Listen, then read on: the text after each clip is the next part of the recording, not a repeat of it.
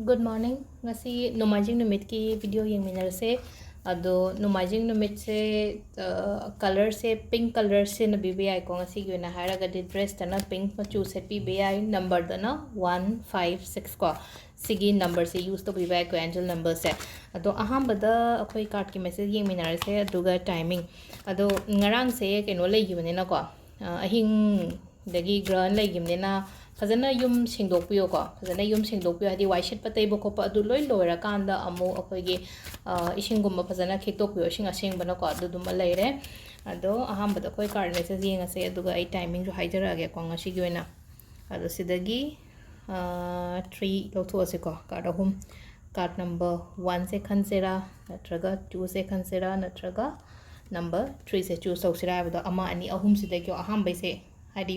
number 1 se dum leina ko mi je number da pamba leina ko 1 se pame ke tang 2 se dum engona kra chana boy na traga number 3 se dum chana boy kana dain khan bana traga dum nomagi randomly 1 2 3 se dagi ama ta ngasi di 2 khala yenge kana adugi energy dugi matung inani ko se lei se ko ado 1 2 3 ko 1 2 3 se aham bai sina ko aham bai se confusion katang lei gani ko ngasi goina hare confusions leiba aduga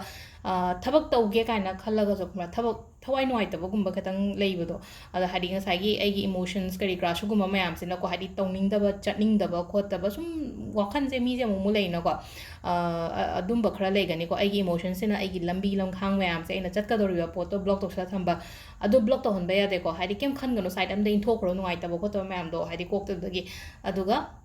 changjan chatpiyo aina pangthoke aina khaliba kholiba mayam do ko aduga ani shubasina khitang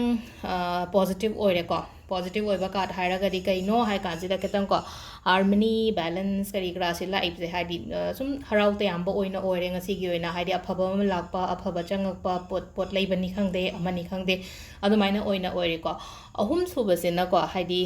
isa se ai yam haidi haijeba hairaga su ko kya keno toro pangthok tabado haidi keno tobada aigi skill aigi abilities mayam se loina mak amumu keno toy ko ado hadi adu puthokpiyo phudokpiyo adu mayam do successful yamna oigani ko aina tawruba pot ke kada aduga amana manifestation gumba tawbiyo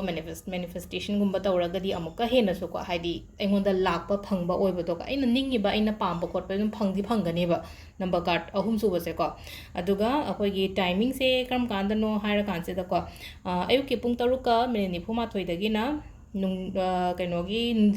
ayuki pung taruka minute nifuma thoidaina pung taraga minute yankai mapan phom lere ko ayuki sina aduga mun din talaki sina 12 ga minute kun mari dagina amaga minute yankai phom lere ko adu nung da arungina mari ga minute nifuni thoidaina